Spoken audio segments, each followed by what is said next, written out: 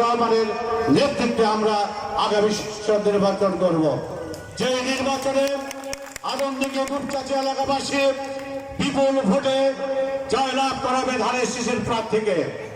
আমরা ঐক্যবদ্ধ আছি, ঐক্যবদ্ধই থাকবো। আমরা শুধু একটি কথা বলতে চাই,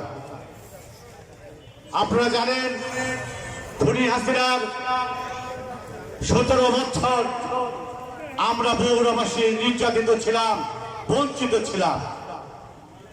আমরা আগামী দিনে বিএনপি সরকার গঠন করার পর আমরা যে 17 বছর বঞ্চিত ছিলাম, আমাদের ছেলে মেয়েদেরকে চাকরি দিতে পারি নাই, ব্যবসা বাণিজ্য কোনো সুযোগ সুবিধা দিতে পারি না।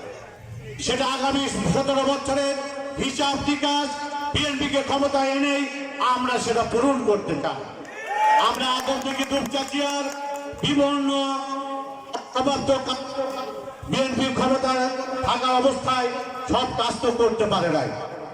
আগামী দিনে বিএনপি ক্ষমতা আসলে আমরা ইনশাল্লাহ আদম থেকে দুপচাচিয়া এলাকার সকল উন্নয়নমূলক কাজ করবে ইনশাল্লাহ।